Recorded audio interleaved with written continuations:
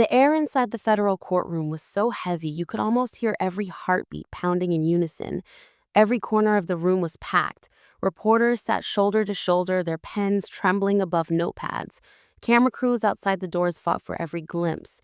And in the front row, victims' families clutched photographs with shaking hands. The walls seemed to close in with every passing second. Sean Diddy Combs sat at the defense table, dressed in his orange prison jumpsuit, the bright fabric glowing under the harsh courtroom lights. He looked nothing like the man who once ruled the music industry, the fashion world, and the charts. His empire was vast, but here, stripped of everything, he looked small. His hands were clasped tightly in front of him, his knuckles white, his jaw locked, as if he was holding back everything he wanted to say but couldn't. The silence was deafening. Even the sound of a pen dropping would have echoed like thunder. Then suddenly, the double doors at the back opened and the entire room froze. Judge Arun Subramanian walked in, his black robe trailing behind him, his face unreadable but heavy with authority. Every whisper died instantly. Reporters stopped writing, families stopped breathing, and all eyes locked onto the bench. Diddy's head turned slightly, his red, swollen eyes darting up for just a second before falling back to the polished wood of the defense table. His lawyer, Marcus, leaned in close, whispering something under his breath. But Diddy didn't respond. His entire focus was locked on the man about to decide his fate. Outside the courthouse, chaos reigned. Protesters screamed, some chanting for justice, others defending Diddy's name, their voices clashing like waves against rocks. Satellite vans lined the street and helicopters hovered overhead. Around the globe, millions were watching, waiting, refreshing their screens, desperate to know what would happen inside these four walls. Inside, though, there was nothing but silence and tension. Judge Subramanian settled into his seat, placing a thick folder in front of him and adjusting his glasses. He glanced across the room, his gaze lingering on the gallery where families sat stiff, clutching tissues, waiting for the moment they had been fighting for. Then his eyes shifted to the defense table, locking on Diddy. For the briefest second, Diddy dared to meet the judge's gaze, and in that moment, he seemed to realize something no one had dared to say out loud.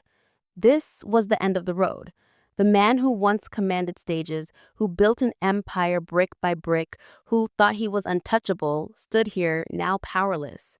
Before we dive deeper into this unforgettable video, make sure to like the video, subscribe to our channel, and hit the bell icon. That way you'll never miss any new coming videos like this. Now, let's get back to it. A single cough from somewhere in the gallery broke the silence. A marshal shifted his weight near the door. The prosecutor flipped through his notes, lips pressed into a thin line. Across the room, Marcus reached for a glass of water, but set it down untouched, his hand trembling slightly. Everyone in that room knew. No amount of wealth, fame, or influence could change what was coming. The judge opened the folder slowly, flipping through page after page with deliberate care, as though each word inside held the weight of a lifetime. His calm, measured breathing only made the suspense worse. With every turn of the page, the walls seemed to tighten, the light seemed harsher, and the silence louder. Diddy glanced back over his shoulder just once. His eyes found his mother seated between his children, her frail hands clasped tightly around a handkerchief. Tears rolled silently down her cheeks as his youngest daughter buried her face into her aunt's shoulder, her tiny body trembling. The sight crushed him and he turned away quickly, trying to hide the moisture in his own eyes. The world outside didn't matter anymore. The cameras, the headlines, the hashtags, none of it could change the fact that the next few minutes would decide everything. And still the judge remained silent, flipping the final page and resting his hand on the cover. His expression didn't give anything away, but his pause made the tension inside the courtroom almost unbearable. Everyone knew the moment was near. The empire Sean Combs built was balanced on the edge of a single sentence, and nothing would ever be the same again. The prosecutor rose slowly from his seat, his every movement deliberate, as though he knew the weight of the words he was about to unleash. The courtroom, already tense, seemed to draw even quieter. You could hear the creak of the wooden floor beneath his shoes as he stepped forward, his posture rigid, his gaze sharp and unyielding. He placed his hand on the podium, leaning in slightly, and let his eyes sweep across the gallery, the defense table, and finally settle on Diddy. "Your Honor," he began, his voice steady but cold, slicing through the silence like a blade. "This case isn't about music. It isn't about fame. It isn't about Sean Combs, the icon. It's about Sean Combs, the man who thought he was untouchable. His words hung heavy in the air, and the gallery leaned forward instinctively, drawn in by the quiet authority in his tone. He pointed toward the defense table, his voice rising with each syllable. For years, this man built an empire of power, wealth, and influence. But behind the lights, behind the awards, behind the image, there were choices, deliberate choices, choices that hurt people, destroyed lives, and left scars that can never be healed. He paused, glancing briefly toward the front row where the victim's family sat. A mother clutched the photograph to her chest so tightly that it had begun to crumple, her tear-streaked face trembling with every word. Another man clenched his jaw, his knuckles white as his fist dug into his thighs. The prosecutor's voice grew louder, fueled by their pain. These families, he said, gesturing toward them, have waited years for this day. They have lived in the shadow of his actions while he continued to live above the rules the rest of us follow. But today, Sean Combs stands where every man should stand when he has broken the law, accountable. Diddy shifted slightly in his chair, his head lowered, his breathing heavy.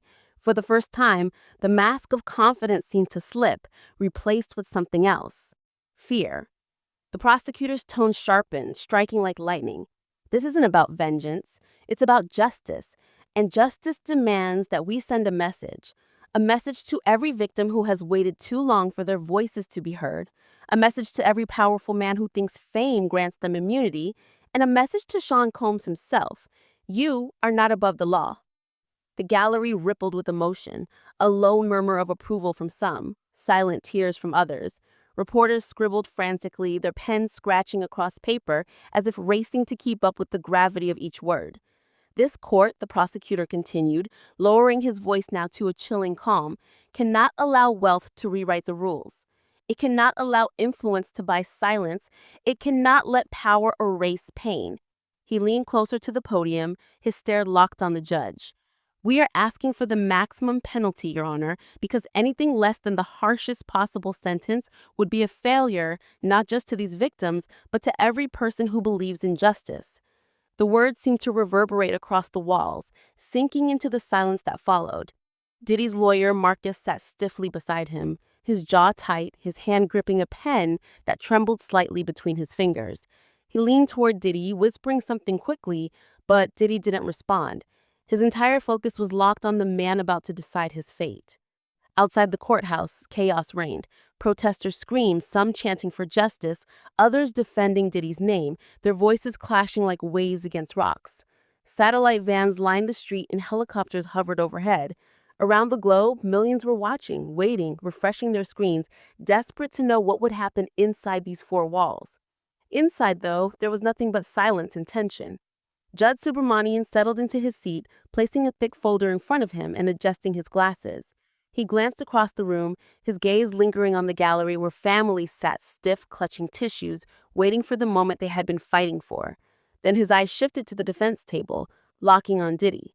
For the briefest second, Diddy dared to meet the judge's gaze, and in that moment, he seemed to realize something no one had dared to say out loud. This was the end of the road. The man who once commanded stages, who built an empire brick by brick, who thought he was untouchable, stood here now, powerless. Diddy's lead attorney, Marcus Hill, stood slowly, almost reluctantly, as though the very act of rising to his feet carried the weight of 1,000 worlds. The energy in the courtroom shifted instantly. Moments ago, the prosecutor's words had scorched the air, leaving the room buzzing with quiet tension. Now all eyes turned to Marcus, searching for his face, for confidence, for defiance, for hope. Anything that could change what everyone feared was coming. He walked toward the podium with measured steps, one hand clutching his notes while the other trembled ever so slightly at his side. He placed the papers down, but didn't glance at them, gripping the edges of the podium instead, as though steadying himself against a tidal wave crashing around them. He inhaled deeply, then began, his voice low, deliberate, and heavy with meaning. "Your Honor," he said softly, his words barely above a whisper, "I stand before you today not just to defend Sean Combs, the artist, businessman, the celebrity, but Sean Combs, the human being." He paused, letting the silence swallow his opening, his eyes scanning the gallery. Victims' families clutched photographs. Reporters leaned forward. Diddy sat behind him at the defense table, his head bowed, his orange prison jumpsuit stark against the polished wood around him. Marcus steadied his voice, his tone gathering strength. Yes, Sean Combs made mistakes. Yes, choices were made that hurt people. We will not deny the pain caused. But, Your Honor, we cannot define an entire life by its worst moments. He gestured briefly toward Diddy, his hand open, his tone softening. This is a man who has built opportunities where none existed, who was given back to communities when he didn't have to, who has created hope, jobs, and futures for thousands who once had none. That does not erase the wrongs, but it cannot be erased either.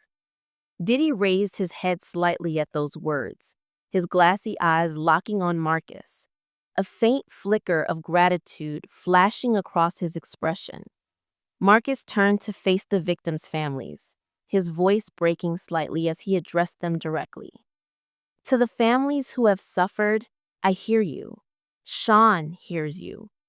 Nothing said here today to undo your pain, but know this, he carries it every day, and he will continue to carry it. The room stayed silent, but the tension had shifted, grief and anger clashing silently in the charged air. A few sniffles broke through the stillness. Others simply sat stone-faced, unflinching. Marcus turned back to the judge, his tone deepening, resonant now. We are not asking for forgiveness, Your Honor. We are not asking for freedom without consequence. We are asking for balance. We are asking for justice that recognizes not only the pain, but the possibility of redemption. He stepped closer to the bench, his voice rising with emotion. A life sentence would not just punish Sean Combs. It would punish his children, his family. It would destroy any chance of restoration, any possibility of proving that a man who falls can rise again. Behind him, Diddy's mother wiped silent tears from her cheeks, clutching her daughter's hand for strength. One of Diddy's sons stared blankly at the floor, his hands clenched tightly in his lap. Marcus's voice cracked now, but he pressed on, leaning into the moment with everything he had left. Your Honor, this man has lost everything. The empire he built is crumbling. His name, his freedom, his reputation, all gone. But inside this man, there is still someone who can give back, someone who can change, someone who can find a path forward. He paused, his breath unsteady, his final words trembling yet firm. Please do not take away the rest of his life. Give him a chance to prove he can be more than his worst mistakes. The silence that followed was total, absolute. It was the kind of silence that screamed louder than words. Marcus stepped back from the podium slowly, returning to the defense table and resting a reassuring hand on Diddy's shoulder. Diddy didn't move. He didn't speak. His eyes glistened under the harsh lights, his lips pressed tightly together as he tried to hold himself together. For a brief moment, it seemed like everything had stopped, like the world was holding its breath, waiting for what came next. Diddy stood slowly from his seat, his legs trembling so violently it looked as if they might give way beneath him. His orange prison jumpsuit clung to his frame under the relentless glare of the courtroom lights. And the silence in the room was so heavy, it felt like it could crush him. His lawyer Marcus gently touched his elbow, as if to steady him, but Diddy shook his head softly, taking one unsteady step forward toward the podium. When he opened his mouth, His voice cracked, weak, breathless, stripped of the pride and power that once defined him. "Your Honor," he paused, swallowing hard, his throat dry, his eyes glassy with tears that clung stubbornly before finally rolling down his cheeks. I I know what's been said about me. I know I've made mistakes. I know I've hurt people. People I can never make it right with. And I know no apology can erase that pain." For a moment, he looked over his shoulder, his eyes finding his mother in the gallery. She was clutching a tissue so tightly it tore between her fingers. His children sat beside her, their little hands intertwined, their faces pale and streaked with silent tears. The sight broke something inside him. He looked away quickly, choking back a sob before he forced himself to continue. "I spent my whole life building something. An empire, music, business, fame, all of it. I thought I was untouchable. I thought none of this could ever touch me. But standing here now, I see how wrong I was. None of that means anything. Not the awards, not the headlines, not the money. None of it matters anymore." His breathing grew heavier, his words tumbling out faster now, almost desperate. "What matters is my family, my children, my mother, the people I let down, the people I hurt. Every night I lay awake thinking about what I could have done differently. Every morning I wake up praying for just one more chance to make it right." A few muffled sobs broke out in the gallery, but the room remained otherwise silent. All eyes locked on the man who had once commanded stadiums, now standing broken before a single judge.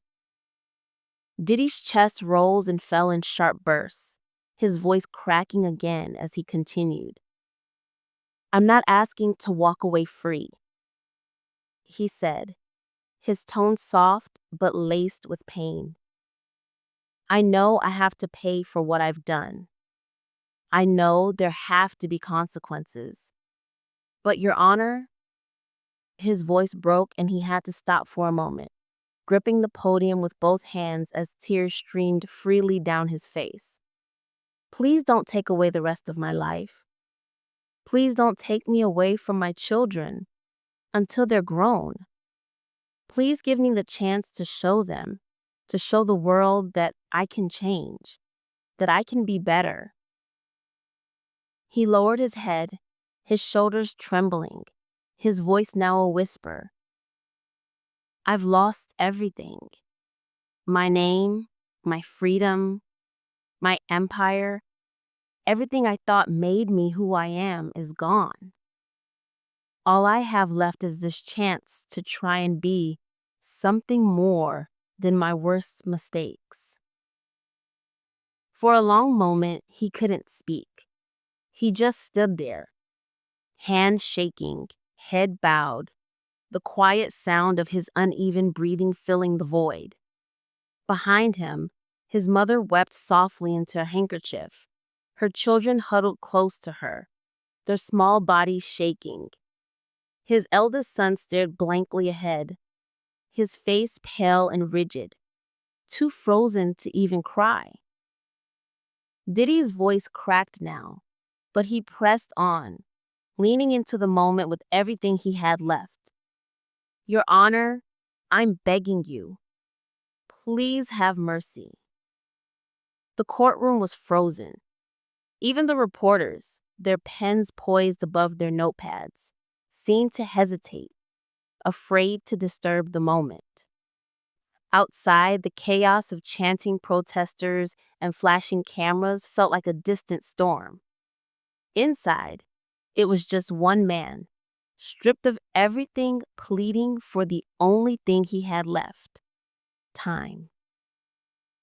The judge's expression remained unreadable, his hands folded neatly over the file on his bench.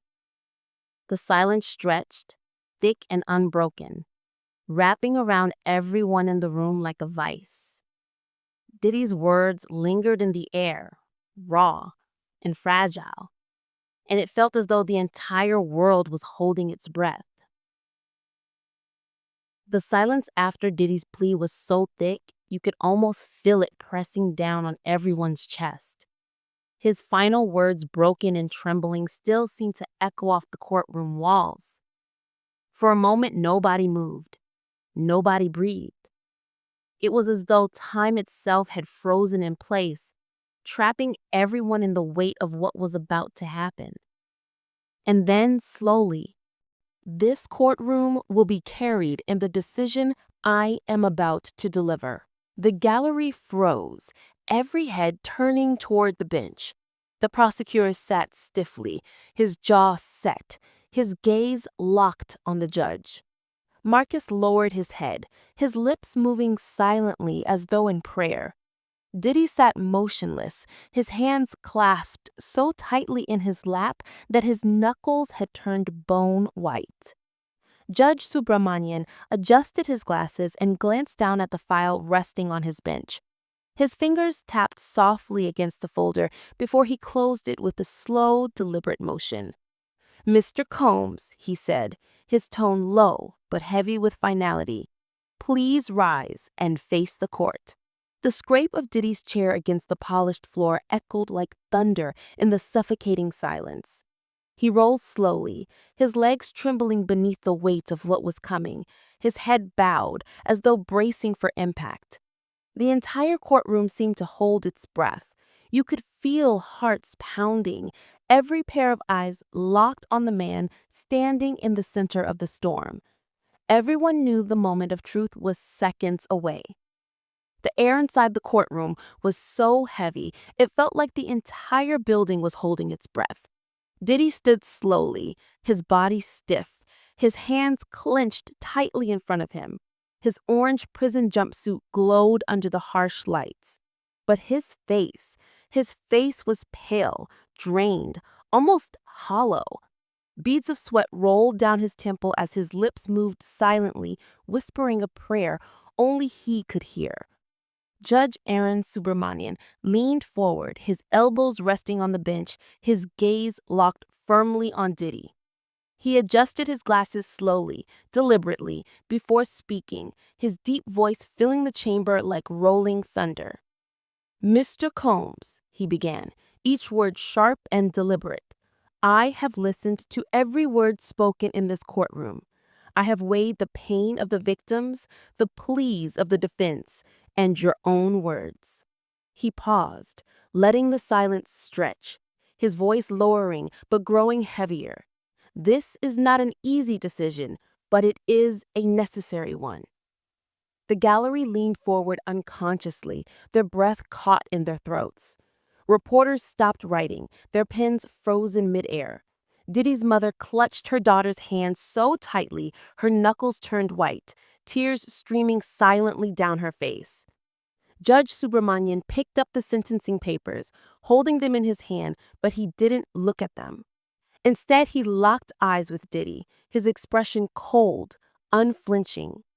"For years, you lived as though the rules did not apply to you. Power, wealth, influence. You believed they placed you above accountability. But today, the law speaks louder than power." Diddy's chest rose sharply, his breathing shallow now, his fingers twitching slightly against his cuffs. "And so," the judge continued, his voice like a hammer striking steel, "it is the judgment of this court that you, Sean Combs, are hereby sentenced to life in federal prison without the possibility of parole." The words crashed into the silence like an explosion. For a moment, there was nothing, no sound, no movement, as if the entire world had stopped spinning. Then chaos erupted. Gasps tore through the gallery. Victims' families cried out in relief, sobbing uncontrollably as they clung to each other. Reporters scrambled to send their breaking updates, the frantic tapping of keyboards echoing faintly under the roar of emotion. Diddy's legs gave out beneath him, and Marcus caught him just before he collapsed completely, his face buried in his hands, shoulders shaking violently. Tears streamed down his cheeks, muffled sobs escaping despite his desperate attempts to stay composed. He tried to breathe, but it came out ragged, broken, the sound of a man watching his world crumble into dust. Judge Subramanian slammed the gavel once, the sharp crack silencing the chaos only slightly. "Order in the court," he commanded, his tone stern, unyielding. "Mr. Combs will be remanded into federal custody, effective immediately." The marshals moved in swiftly, their boots striking the polished floor with heavy authority. One of them reached for Diddy's wrists, locking the steel cuffs tighter, their cold weight biting into his skin. The chain clinked softly, a sound that carried the weight of finality. Diddy turned his head slowly, his tear-filled eyes locking on his children in the gallery. His youngest daughter screamed out for him, her tiny hands reaching across the aisle, but her aunt pulled her close, shielding her face as sobs racked her tiny frame. Diddy's lips trembled, forming words that never left his mouth. Outside the courtroom, chaos exploded as the news broke. Crowds shouted, cameras flashed like lightning, and social media erupted instantly. Hashtags like Diddy sentencing, life in prison, and hashtag justice served surged globally, dominating every feed within minutes. Inside, though, the weight of those words, life in prison, settled over Diddy like a shadow he couldn't escape. The empire he built, the power he wielded, the image he created, all of it shattered in a single breath. He had gone from untouchable to inmate in an instant. This was the moment the world would never forget. The sound of the gavel's final strike still echoed faintly when the marshals tightened the cuffs around Diddy's wrists. His shoulders sagged under the weight of his new reality, his head hanging low as if gravity itself had turned against him. For years, he had walked into courtrooms surrounded by cameras, lawyers, and the aura of untouchable power. But now, standing in an orange prison jumpsuit with steel biting into his skin, Sean Diddy Combs was no longer a mogul. He was an inmate. Behind him, his mother broke down completely, her sobs loud and uncontrollable. She buried her face in a crumpled tissue while his eldest son clutched her shoulder, his young face pale and frozen in shock. Diddy's youngest daughter screamed out for him, her tiny hands reaching across the aisle, but her aunt pulled her close, shielding her face as sobs racked her tiny frame. Diddy's lips trembled, forming words that never left his mouth. Outside the courtroom, chaos exploded as the news broke. Crowds shouted, cameras flashed like lightning, and social media erupted instantly. Hashtags like Diddy sentencing, life in prison, and hashtag justice served surged globally, dominating every feed within minutes. Inside, though, the weight of those words, life in prison, settled over Diddy like a shadow he couldn't escape. The empire he built, the power he wielded, the image he created, all of it shattered in a single breath. He had gone from untouchable to inmate in an instant. This was the moment the world would never forget. The sound of the gavel's final strike still echoed faintly when the marshals tightened the cuffs around Diddy's wrists. His shoulders sagged under the weight of his new reality, his head hanging low as if gravity itself had turned against him. For years, he had walked into courtrooms surrounded by cameras, lawyers, and the aura of untouchable power. But now, standing in an orange prison jumpsuit with steel biting into his skin, Sean Diddy Combs was no longer a mogul. He was an inmate. Behind him, his mother broke down completely, her sobs loud and uncontrollable. She buried her face in a crumpled tissue while his eldest son clutched her shoulder, his young face pale and frozen in shock. Diddy's youngest daughter screamed out for him, her tiny hands reaching across the aisle, but her aunt pulled her close, shielding her face as sobs racked her tiny frame. Diddy's lips trembled, forming words that never left his mouth. Outside the courtroom, chaos exploded as the news broke. Crowds shouted, cameras flashed like lightning, and social media erupted instantly. Hashtags like Diddy sentencing, life in prison, and hashtag justice served surged globally, dominating every feed within minutes. Inside, though, the weight of those words, life in prison, settled over Diddy like a shadow he couldn't escape. The empire he built, the power he wielded, the image he created, all of it shattered in a single breath. He had gone from untouchable to inmate in an instant. This was the moment the world would never forget. The sound of the gavel's final strike still echoed faintly when the marshals tightened the cuffs around Diddy's wrists. His shoulders sagged under the weight of his new reality, his head hanging low as if gravity itself had turned against him. For years, he had walked into courtrooms surrounded by cameras, lawyers, and the aura of untouchable power. But now, standing in an orange prison jumpsuit with steel biting into his skin, Sean Diddy Combs was no longer a mogul. He was an inmate. Behind him, his mother broke down completely, her sobs loud and uncontrollable. She buried her face in a crumpled tissue while his eldest son clutched her shoulder, his young face pale and frozen in shock. Diddy's youngest daughter screamed out for him, her tiny hands reaching across the aisle, but her aunt pulled her close, shielding her face as sobs. Stages. No roaring crowds, no platinum plaques or flashing lights. Just the relentless hum of fluorescent bulbs above, and the cold certainty of what lay ahead. Somewhere in the gallery above, victims' families embraced one another, tears mixing with relief. For them, this wasn't about celebration, it was about closure, about finally feeling seen after years of silence. Meanwhile, the music industry reeled. Billion-dollar contracts hung in limbo, projects were scrapped overnight, streams plummeted. Everyone who had once stood in Diddy's shadow now scrambled to distance themselves from it. The empire he had built brick by brick had begun to collapse like a house of cards in a storm. As Diddy was escorted out of the courthouse and into the waiting black transport van, cameras screamed and voices roared, but he didn't look up. He didn't wave. He didn't speak. He just stepped inside, the door slamming shut behind him with a metallic thud that sounded like the end of an era. That image, Sean Diddy Combs disappearing into the armored van, his wrists chained, his head bowed, became the photograph that defined the day.